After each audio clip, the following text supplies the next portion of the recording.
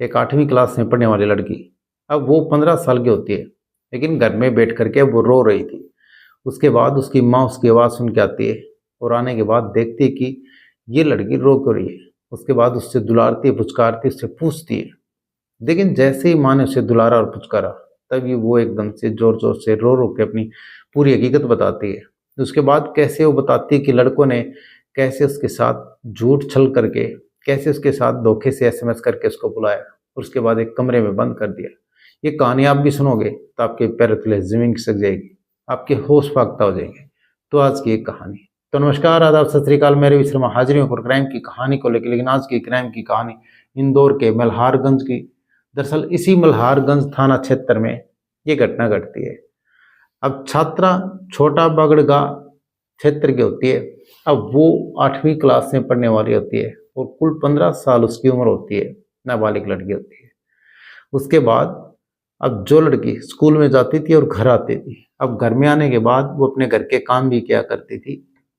लेकिन एक readymade garment की दुकान पे अब वहाँ पे एक लड़का होता है। अब वो वहीं पे उसी दुकान में काम करता था, जिसका नाम अर्शित होता है। अब अर्शित और उसके लड़की के बीच दोस्ती होती है, लेकिन दोस्ती उनकी अब धीरे धीरे आगे बढ़ती है और ऐसे करते करते 6 महीने बीत जाते हैं। लेकिन 6 महीने बीतने के बाद अब उनके अचानक दोस्ती टूट जाती है। अब दोस्ती टूटने के बाद उसके जो लड़का होता है अर्शित, उसके 2 दोस्त और होते हैं। अब ये बात उन तक पहुंच जाती है कि उस लड़की की और अर्शित की दोस्ती टूट जाती है।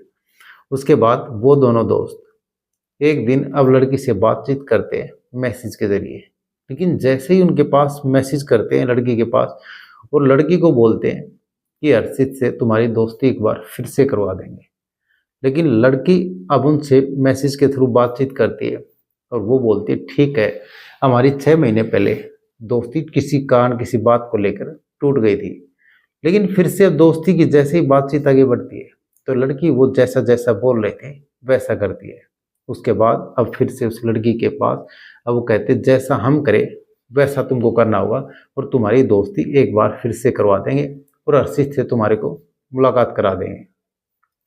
उसके बाद लड़की खुश हो जाती है, ठीक है, एक बार फिर से उसी से दोस्ती हो जाएगी। उसके बाद ठीक अब 4 तारीख को, 4 नवंबर को अब फिर से वो लड़की के पास वो एसएमएस करते हैं और फिर उसको टाइम देते हैं। लेकिन 4 नवंबर का सुबह का 10 बजे का टाइम देते हैं और लड़की को जैसे ही वो मैसेज करते हैं अब उसका रिप्लाई करती है और फिर उस चीज़ को डन कर देती है। अब 4 नवंबर को अब सुबह 10 बजे अब कालका मंदिर के पास अब आने के लिए बात होती है और वो ठीक वहीं पे 10 बजे ई रिक्शा लेकर के पहुंच जाती है।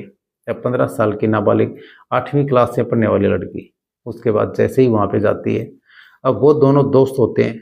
उसके बाद वो कहते हैं अर्शित यहाँ तो नहीं है, वो कमरे पे है और वहीं पे तुम्हारे को बुलाया है। उसके बाद वो लड़की बोलती ठीक है, हम वहीं पे चलते हैं। अब वो 2 लड़के होते हैं और वो एक लड़की होती है। अब वहाँ से ठीक वहाँ पे जाते हैं और उसके बाद वहाँ पे कमरे में जाने के बाद अब वो बोलती है अर्शित कहाँ पे है, लेकिन वो कहते हैं कि यहीं पे है, अभी आ रहा है। तभी उस लड़की को अब वो बांध देते हैं और बांधने के बाद अब उसके साथ वो गंदा काम करना स्टार्ट कर देते हैं। लेकिन लड़की चीखती है, चिल्लाती है, तभी उसके मुंह में एक रुमाल ठोक देते हैं और जैसे उसके रुमाल ठूस देते हैं तभी वो एकदम से चीखती नहीं, चिल्लाती नहीं, उसकी आवाज़ बाहर उस कमरे से जाती नहीं है। उसके बाद एक एक करके उसके साथ बलात्कार करते हैं, दरिंदगी करते हैं। लेकिन एक लड़का अब उसकी सारी वीडियो बनाता रहता है और फोटो खींचता रहता है। उसके बाद जैसे उसका मन भरता है तो दूसरा लड़का उसके साथ अब दरिंदगी करता है और अब वो दूसरा लड़का उसकी वीडियोज और फोटोज उतारता रहता है। उसके बाद ये सब करने के बाद अब वो गंदा काम करते हैं, उसका रेप करते, बलात्कार करते हैं। लेकिन लड़की अब चीखती रहती, चिल्लाती रहती है।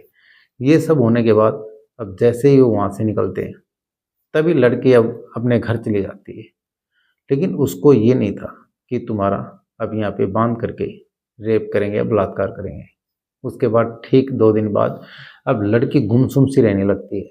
उसके बाद वो एक कोने में बैठ करके घर पे रो रही होती है और घर पे रोने के बाद अब उसकी माँ देखती है आवाज़ आ रही है रोने की। उससे लड़की से पूछती है आखिर बात क्या है, उसको दुलारती है, पुचकारती है। अब फिर लड़की रो रो के सारी आप बीती बताती है। लेकिन लड़की जैसे ही अपनी माँ से सारी बात बताती है, उसके बाद उसकी माँ उसके पिता से सारी बात शेयर करती है। उसके बाद माँ और बाप दोनों उस लड़की को लेके अब पुलिस स्टेशन जाते हैं और पुलिस में अब ये तहरीर देते हैं। अब उन लड़कों के खिलाफ मुकदमा दर्ज कराते हैं। उसके बाद पुलिस इनका मुकदमा दर्ज करती है और दोनों आरोपियों की धरपकड़ तेज कर देती है।